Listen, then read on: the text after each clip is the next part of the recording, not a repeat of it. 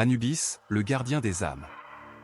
Dans l'Égypte ancienne, quand venait l'heure de la mort, les hommes ne craignaient pas seulement la fin de leur souffle. Ils redoutaient le jugement qui les attendait dans l'au-delà. Et dans ce monde mystérieux, un dieu se tenait au seuil, Anubis, le gardien et protecteur des âmes. On le représente avec le corps d'un homme et la tête d'un chacal noir.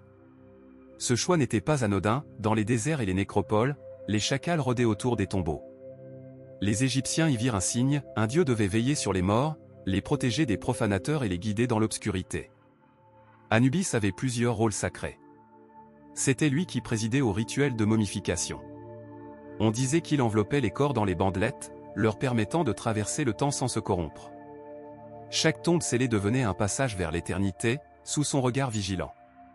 Mais surtout, Anubis guidait l'âme des défunts dans la salle du jugement.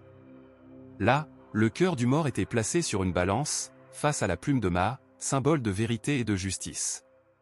Si le cœur était léger, l'âme pouvait entrer dans le royaume d'Osiris et goûter à la vie éternelle.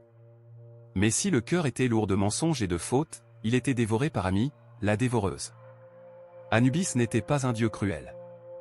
Au contraire, il était vu comme un protecteur impartial. Il n'offrait ni faveur ni punition, il garantissait simplement que la vérité triomphait. Sa présence, bien que redoutée, était une assurance que l'ordre du monde était respecté jusque dans la mort. Dans certains récits, Anubis accompagnait aussi les voyageurs perdus dans le désert. Les pas qu'ils croyaient entendre derrière eux n'étaient pas toujours ceux d'un prédateur, mais parfois ceux du dieu qui veillait discrètement. Aujourd'hui encore, son image impressionne. Dans les musées, les statues noires d'Anubis gardent leur pouvoir d'intimidation.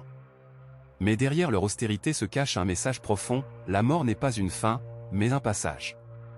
Et au seuil de ce passage, une divinité veille, non pour condamner, mais pour garantir que chaque âme trouve sa juste place.